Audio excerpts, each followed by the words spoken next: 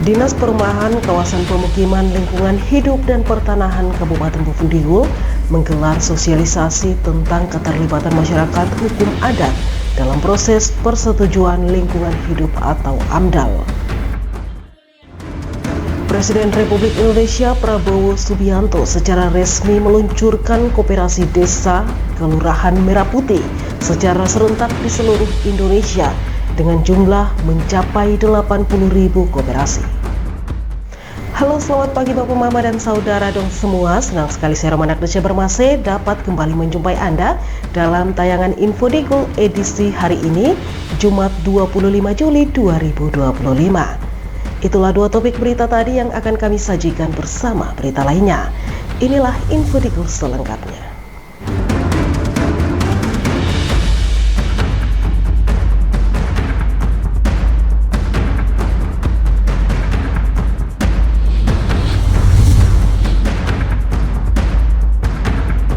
Bapak, Mama, dan saudara dong semua, kita ke berita pertama. Dinas Perumahan Kawasan Pemukiman Lingkungan Hidup dan Pertanahan Kabupaten Bovendigul menggelar sosialisasi tentang keterlibatan masyarakat hukum adat dalam proses persetujuan lingkungan hidup atau AMDAL. Kegiatan ini turut dihadiri oleh Kepala OPD, Badan dan Kantor di lingkup pemerintahan Kabupaten Bovendigul, Kepala Distrik, LMA Kabupaten Bovendigul, tokoh pemuda, serta perwakilan perusahaan yang ada di Kabupaten Bovendigul. Mewakili PLT Bupati Bovendigul, staf ahli Bupati Bidang Ekonomi dan Keuangan, Setda Bovendigul, Jeffrey Hani Ishak Nirahua mengatakan, kegiatan sosialisasi ini memiliki arti yang sangat strategis dalam upaya bersama mendorong partisipasi masyarakat, khususnya masyarakat hukum adat, dalam proses pembangunan yang berkelanjutan dan berwawasan lingkungan. Proses penyusunan dokumen analisis dampak lingkungan AMDAL tidak dapat berdiri sendiri. AMDAL harus menjadi refleksi dari kepentingan ekologis, sosial, budaya, dan ekonomi masyarakat lokal. Disinilah peran masyarakat hukum adat menjadi sangat penting. Kegiatan sosialisasi ini memiliki arti yang sangat strategis dalam upaya kita bersama-sama mendorong partisipasi masyarakat, khususnya masyarakat hukum adat, dalam proses pembangunan yang berkelanjutan dan berwawasan lingkungan. Proses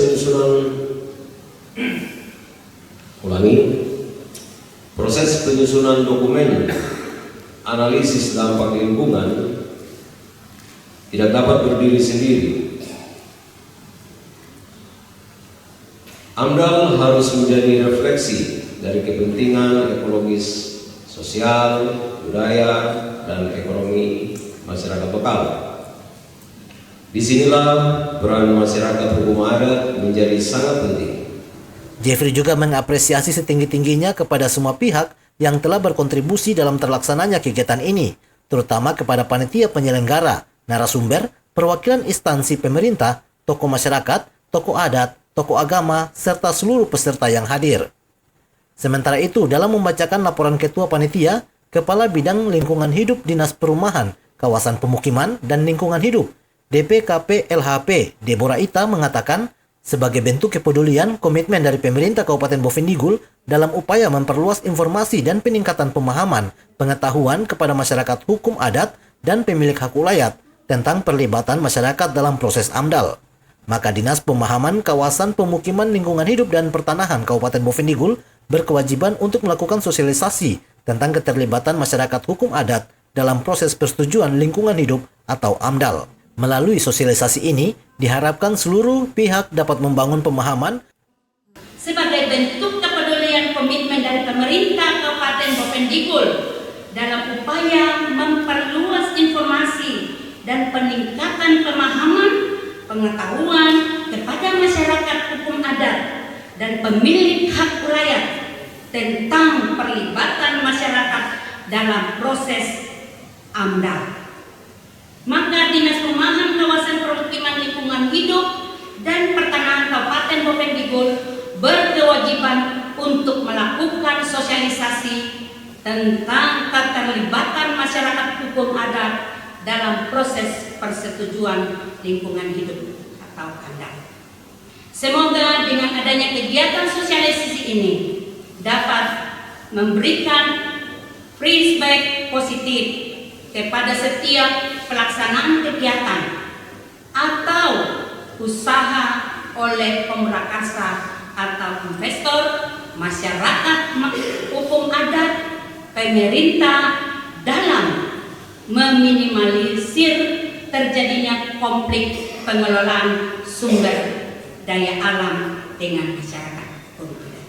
Melalui sosialisasi ini, diharapkan seluruh pihak dapat membangun pemahaman bersama bahwa pembangunan yang berkelanjutan hanya bisa dicapai jika seluruh elemen masyarakat, termasuk masyarakat adat, diberi ruang untuk terlibat aktif dalam setiap proses perencanaan dan pelaksanaannya.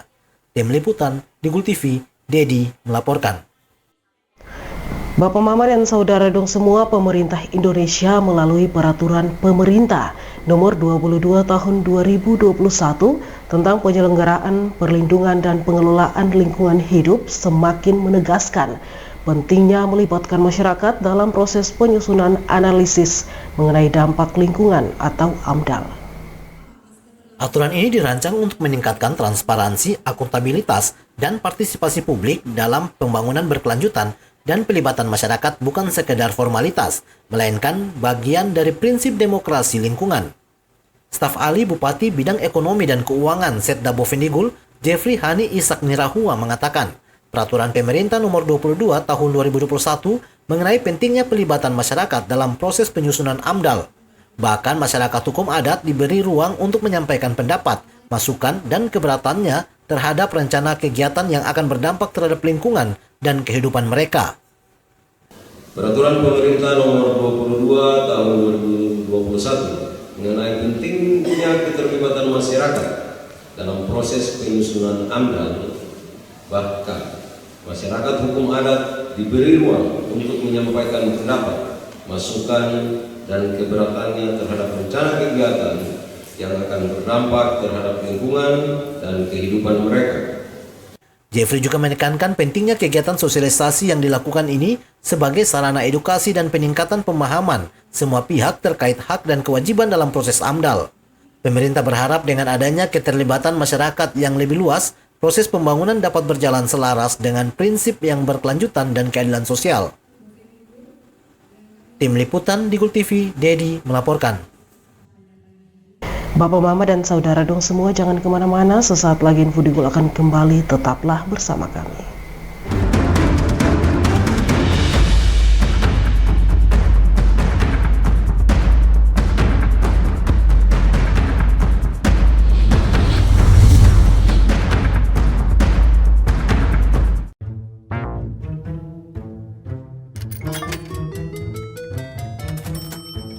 Aku menyesal mencoba judi online.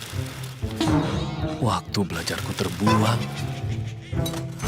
tabunganku berkurang, teman-temanku hilang, kugadaikan barang, terlilit utang. Mulai sekarang, aku akan berhenti judi online. Skema judi online sangat sistematis dan berbahaya. Menang sekali, namun rugi berkali-kali. Jauhi berbagai situs dan aplikasi judi online. Mari bentengi diri dan saling jaga. Hentikan dan laporkan judi online ke aduankonten.id, cekrekening.id, dan aduannomor.id. Jualan di era digital, enggak perlu keliling. Sekarang dari HP kita bisa langsung shopping. Manfaatkanlah sosmed untuk personal branding. Merekam keahlian lalu aku coba posting. Lakukan pembayaran, tinggal di-scan aja. Dengan teknologi semuanya jadi lebih mudah. Aku bisa bekerja walaupun dari rumah. Bisa pesan makan tanpa harus ke tempatnya. Inovasi digital, mari dimanfaatkan demi kemajuan dan untuk pertumbuhan. Inovasi digital menjadi solusi sebagai langkah awal kemajuan negeri. Inovasi digital membuat kita merdeka. Ada yang merdeka belajar, merdeka berjualan, merdeka mengejar mimpi, merdeka pembayaran, pokoknya merdeka di berbagai sektor. Era digital sangat bermanfaat dan jadi peluang baru. Makanya, kami terus meningkatkan skill-skill digital lewat DTS. Namun di tengah perkembangannya. Penipuan merajalela, Hati-hati dan tetap bijaklah.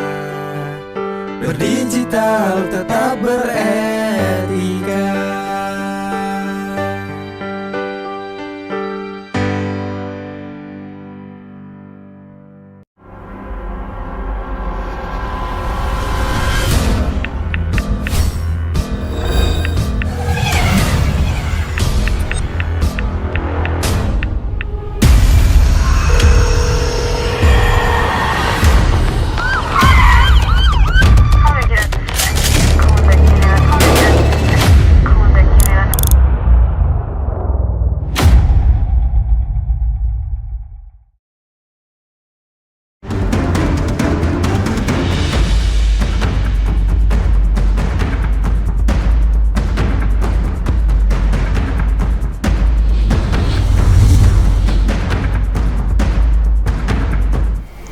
Terima kasih Bapak Mama dan Saudara dong semua, Anda masih bersama kami. Kita ke info selanjutnya. Staf ahli Bupati bidang ekonomi dan keuangan menegaskan pentingnya melibatkan masyarakat hukum adat dalam proses analisis mengenai dampak lingkungan atau AMDAL. Hal ini disampaikannya dalam acara sosialisasi yang membahas keterlibatan masyarakat adat dalam pembangunan berkelanjutan. Pembangunan yang mengabaikan hak dan pengetahuan lokal masyarakat adat berisiko menimbulkan konflik sosial dan kerusakan lingkungan. Oleh karena itu, proses AMDAL harus mengakomodasi aspirasi dan kearifan tradisional masyarakat adat untuk memastikan pembangunan yang inklusif dan berkelanjutan. Staf ahli Bupati bidang ekonomi dan keuangan Setda Bovendigul, Jeffrey Hani Ishak Nirahua, sebagaimana diketahui bersama, masyarakat adat memiliki hubungan yang erat dengan tanah dan alam. Masyarakat tidak hanya menjadikan tanah sebagai tempat tinggal dan sumber penghidupan, tetapi juga sebagai bagian dari identitas dan nilai-nilai spiritual. Maka dari itu, ketika ada rencana pembangunan di wilayah adat, keterlibatan mereka dalam proses pengambilan keputusan bukan hanya menjadi kewajiban hukum, tetapi juga menjadi penghormatan terhadap hak asasi dan martabat mereka. Sebagaimana kita ketahui bersama, masyarakat adat memiliki hubungan yang erat dengan tanah dan alam. Mereka tidak hanya menjadikan tanah sebagai tempat tinggal dan sumber penghidupan, tetapi juga sebagai bagian dari identitas dan nilai-nilai spiritual. Maka dari itu, ketika ada rencana pembangunan di wilayah adat, keterlibatan mereka dalam proses pengembalian keputusan bukan hanya menjadi kewajiban hukum, tetapi juga bentuk penghormatan terhadap hak asasi dan martabat mereka. Jeffrey juga menambahkan Kabupaten Bovendigul adalah wilayah yang kaya akan keragaman budaya, adat istiadat, dan potensi sumber daya alam. Namun perlu disadari bahwa di balik kekayaan tersebut terdapat tantangan besar dalam menjaga keseimbangan antara pembangunan ekonomi dan kelestarian lingkungan serta budaya lokal. Melalui sosialisasi ini, pembangunan di Bovendigul diharapkan tidak hanya mendorong pertumbuhan ekonomi, tetapi juga menjaga kelestarian lingkungan dan menghormati hak-hak masyarakat adat sebagai bagian integral dari pembangunan yang berkeadilan. Tim Liputan, Digul TV, Dedi melaporkan. Saudara, Badan Pengawas Pemilu atau Bawaslu Kabupaten Bovendigul menggelar rapat koordinasi penguatan pengembangan bagi seluruh pengawas distrik. Ketua Bawaslu Bernard Warumap menyampaikan bahwa kegiatan tersebut menjadi momentum penting untuk memperkuat peran pengawas sebagai ujung tombak demokrasi. Penguatan kelembagaan tersebut dilaksanakan dalam rangka menghadapi pemungutan suara ulang PSU, pemilihan Bupati dan Wakil Bupati Bovendigul yang akan berlangsung pada 6 Agustus mendatang. Ketua Bawaslu Bovendigul Bernard Warumap dalam sambutannya menyampaikan bahwa sejumlah tim dari tingkat pusat dan provinsi telah hadir untuk memberikan penguatan baik terkait penyelesaian sengketa, sumber daya manusia, logistik, hingga tahapan pungutan hitung dan rekapitulasi suara. Menurutnya, hal tersebut sangat penting dilakukan mengingat peran pengawas di tingkat bawah menjadi ujung tombak dalam menjaga kualitas demokrasi. Saya harus sampaikan kepada teman-teman seluruhnya. Hari ini kita akan ada beberapa tim yang hadir akan diberikan penguatan-penguatan yang saya harap kita teman-teman bisa memahami dari apa yang mereka sampaikan nanti. Nah, itu adalah salah satu penguatan kita, yaitu tentang mulai dari teknis sengketa juga ada, terus tentang SDM atau logistik tidak ada, sampai dengan tahapan penghitung dan rekap juga akan dilaksanakan atau disampaikan oleh teman-teman kita dari setiap divisi yang akan disampaikan. Sehingga momen ini saya rasa sangat penting karena ujung tombak dari demokrasi ada di kita, ada di pengawas sampai jajaran di tingkat. Bernard juga menyoroti dinamika yang terjadi sejak tahapan pendaftaran pada bulan Maret hingga Juni lalu, di mana informasi yang beredar sangat krusial bagi penyelenggara, khususnya pihak Bawaslu. Ia berharap melalui penguatan ini, para pengawas distrik dapat menjadikan momen tersebut sebagai wadah untuk sosialisasi, memperkuat pemahaman hukum pemilu, serta bergerak aktif dalam setiap tahapan PSU. Selanjutnya, Bawaslu juga akan melakukan diskusi secara berjenjang, berbagi informasi, serta menjaga keamanan dan kondusivitas agar pelaksanaan PSU di Bovendigul berjalan demokratis dan tertib. Tim Liputan, Digul TV, Andri Caruk melaporkan. Bapak Mama dan saudara dong semua, sementara itu Presiden Republik Indonesia Prabowo Subianto secara resmi meluncurkan Koperasi Desa Kelurahan Merah Putih secara serentak di seluruh Indonesia dengan jumlah mencapai 80.000 koperasi. Launching nasional ini sebagai langkah besar dalam memperkuat ekonomi desa berbasis gotong royong dan kemandirian masyarakat. Di Kabupaten Bovendigul, kegiatan launching ini turut diikuti secara daring oleh jajaran pemerintah daerah melalui fasilitas Dinas Komunikasi dan Informatika Kabupaten Bovendigul. Kepala Bidang Koperasi pada Dinas Koperasi UMKM Perindustrian dan Perdagangan Kabupaten Bovendigul, Simon Wambrau menyampaikan bahwa saat ini dari 112 kampung terdapat 26 koperasi di kampung-kampung yang sudah memiliki badan hukum. Sementara itu 29 kampung masih dalam proses pengurusan kelengkapan administrasi untuk berbadan hukum koperasi, serta 53 kampung lainnya masih dalam proses pembuatan akta notaris. Peluncuran Koperasi Desa Merah Putih sebanyak 80.000 koperasi yang terbentuk di seluruh Indonesia.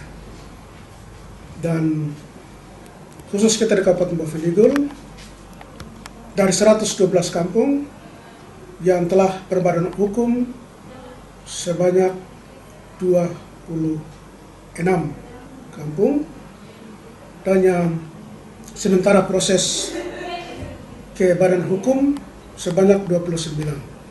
Dari sisa 53 yang masih dalam proses administrasi atau kelengkapan berkas ke notaris untuk proses akta notaris. Bagi koperasi yang telah berbadan hukum, Simon menghimbau untuk segera menyelesaikan proses notarisasi, termasuk pelunasan biaya administrasi sebesar 2.500.000 agar seluruh legalitas koperasi dapat disahkan dan berjalan dengan baik. Sedangkan bagi kampung yang belum berbadan hukum, Simon mendorong agar para kepala kampung aktif bekerja sama dengan dinas koperasi maupun pendamping distrik dalam menyelesaikan dokumen penting seperti fotokopi KTP anggota, surat keterangan dari kepala kampung, NPWP, serta berkas-berkas pendukung lainnya.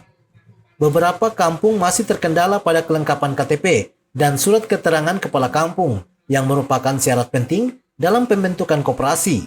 Untuk itu, diminta agar proses ini dipercepat. Selain persoalan administrasi, Simon juga menyampaikan bahwa seharusnya di Kabupaten Bovendigul sudah ditentukan mock-up atau titik sentral sebagai pusat operasional Koperasi Merah Putih. Namun karena fokus anggaran masih tertuju pada program makanan bergizi dan pelaksanaan pemungutan suara ulang, maka operasional Koperasi Desa Kelurahan Merah Putih belum bisa berjalan maksimal. Dirinya berharap di tahun depan, pemerintah daerah bisa turut membantu menyediakan satu bangunan khusus atau memanfaatkan gedung pemerintah yang tidak terpakai, agar Koperasi Desa Kelurahan Merah Putih bisa segera beroperasi. Sebagai penutup, Simon menegaskan harapan besar kepada kepala kampung yang belum menyelesaikan legalitas koperasinya agar segera melengkapi berkas administrasi demi percepatan pembuatan akta notaris Koperasi Desa Kelurahan Merah Putih di Kabupaten Bovendigul. Tim Liputan Digul TV Caruk melaporkan. Saudara dong semua, jangan kemana-mana, sesaat lagi info Digul akan kembali, tetaplah bersama kami.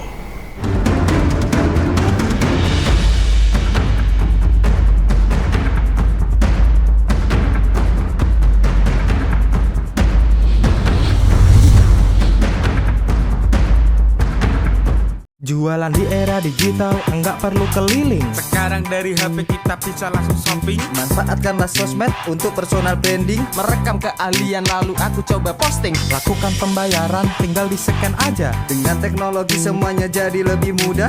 Aku bisa bekerja walaupun dari rumah. Bisa pesan makan tanpa harus ke tempatnya. Inovasi digital, mari dimanfaatkan demi kemajuan dan untuk pertumbuhan.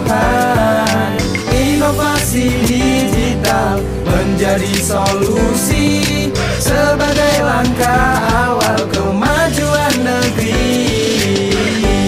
Inovasi digital membuat kita merdeka. Ada yang merdeka belajar, merdeka berjualan, merdeka mengejar mimpi, merdeka pembayaran, pokoknya merdeka di berbagai sektor. Era digital sangat bermanfaat dan jadi peluang baru. Makanya kami terus meningkatkan skill-skill digital lewat DTS. Namun di tengah perkembangannya, penipuan merajalela. Hati-hati dan tetap bijaklah. Berdigital tetap beretika.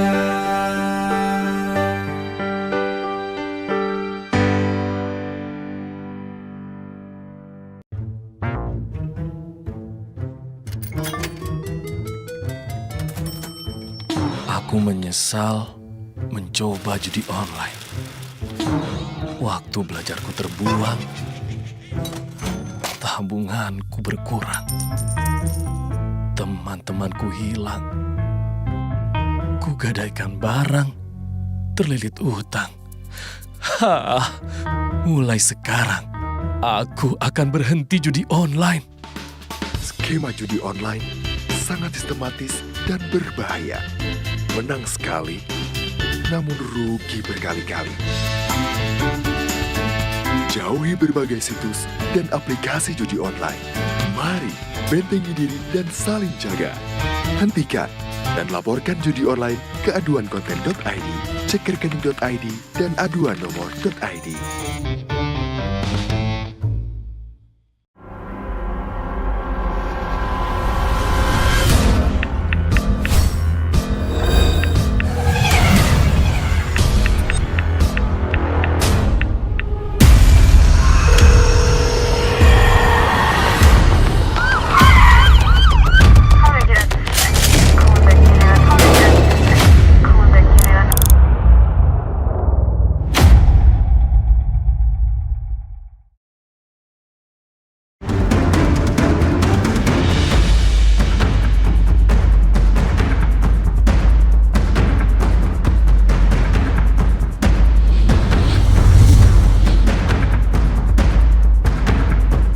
Terima kasih saudara, Anda masih bersama kami. Pimpinan Wanita Katolik Republik Indonesia Dewan Pengurus Cabang Hati Kudus Tanah Merah berpesan agar Dewan Pengurus Ranting Santa Teresia yang baru terpilih tetap berpedoman pada ajaran Gereja Katolik, yaitu cinta kasih.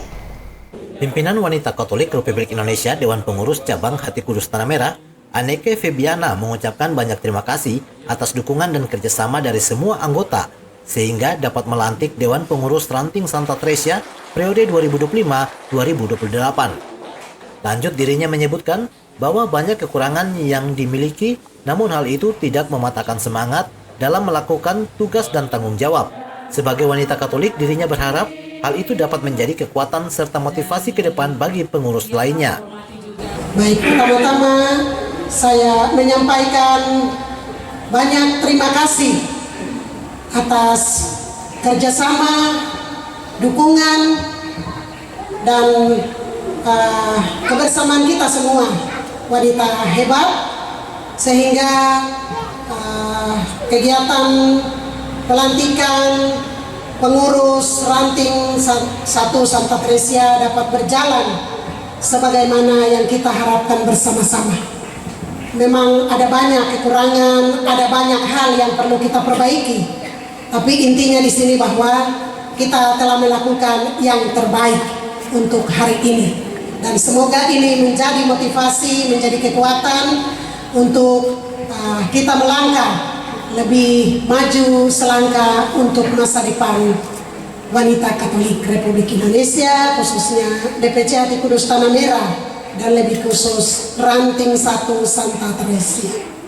Selain itu, Anneke menegaskan bahwa untuk menjalankan tugas dan tanggung jawab Organisasi Wanita Katolik Republik Indonesia, Dewan Pengurus Ranting Santa Teresia diharapkan agar mereka tetap berprinsip serta berpedoman pada ajaran Gereja Katolik, yaitu ajaran tentang cinta kasih.